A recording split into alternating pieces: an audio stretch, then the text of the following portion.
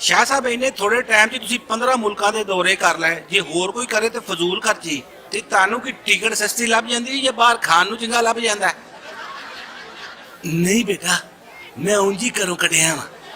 ਤੈਨੂੰ ਇੰਨੀ ਤਕਲੀਫ ਆ, ਗਾਂ ਤੋਂ ਤੁਹਾਡੇ ਹਾਲ ਚੱਲ ਜਾਵਾਂਗਾ। ਦੂਜੇ ਮੁਲਕਾਂ ਨਾਲ ਤਾਲੁਕਾਤ ਵੀ ਬਣਾਣੇ ਹੁੰਦੇ ਨੇ ਅੰਨੀ ਦਿਆ। ਤੇ ਇਹ ਜ਼ਰਾ ਐਨਕ ਲਾ, ਇੰਜ ਲੱਗਦਾ ਜਿਵੇਂ ਮੀਟਰ ਨਾਲ ਬਿੱਲੀ ਬੰਨੀ ਹੈ। ਮੂੰਹ ਵੇਖ ਜਿਵੇਂ ਦੁੱਧ 'ਚ ਮਿੰਗਣਾ ਪਾਈਆਂ। ਇੱਕ ਵਾਰੀ ਇਹਨੂੰ ਡਾਕਟਰ ਨੇ ਕਿਹਾ ਤੇਰੇ ਗੁਰਦੇ ਫੇਲ ਹੋ ਗਏ। ਕਹਿੰਦਾ ਡਾਕਟਰ ਸਾਹਿਬ ਮੇਰੇ ਗੁਰਦੇ ਤਾਂ ਕਦੀ ਸਕੂਲੇ ਗਏ ਹੀ ਨਹੀਂ। ਇਹ ਐਡਾ ਬੇਵਕੂਫ ਆ। ਆਪਣੇ ਦੋਸਤ ਨੂੰ ਕਹਿੰਦਾ ਯਾਰ ਮੈਂ ਜਦੋਂ ਵੀ ਤੇਰੇ ਘਰ ਖਾਣਾ ਖਾਣਾ ਤੇਰਾ ਕੁੱਤਾ ਬੜਾ ਘੂਰਦਾ। ਉਹਨੇ ਕਿਹਾ ਉਹਨੂੰ ਆਪਣੇ ਭਾਂਡਿਆਂ ਦੀ ਪਛਾਣ ਆ। ਇੱਥੇ ਇੰਨੇ ਬੜੇ ਬੰਦੇ ਬੈਠੇ ਆ, ਕਿਸੇ ਨੂੰ ਮੇਰੇ ਦੌਰਿਆਂ ਤੇ ਦੌਰਾ ਨਹੀਂ ਨਾ ਪਿਆ। ਤੂੰ ਪਤਾ ਨਹੀਂ ਕਿੱਥੋਂ ਉੱਠ ਕੇ ਆ ਗਿਆ ਸੜੇ ਬਲਬ ਦੇ ਮੂੰਹ ਵਾਲਿਆ। ਕਿਸੇ ਨੂੰ ਸਵਾਲ ਕਰਨਾ ਹੋਵੇ ਪਿਆਰ ਨਾਲ, ਅਦਬ ਨਾਲ, ਇੱਜ਼ਤ ਨਾਲ ਪੁੱਛੀਦਾ। ਕਿਵੇਂ ਕਹੀਦਾ ਕਿ ਸ਼ਾਹ ਸਾਹਿਬ ਤੁਸੀਂ ਬੈਰੂਨੇ ਮੁਲਕ ਬਹੁਤ ਜਾਂਦੇ ਹੋ ਤੇ ਅੰਬ ਲੈਣ ਜਾਂਦੇ ਹੋ।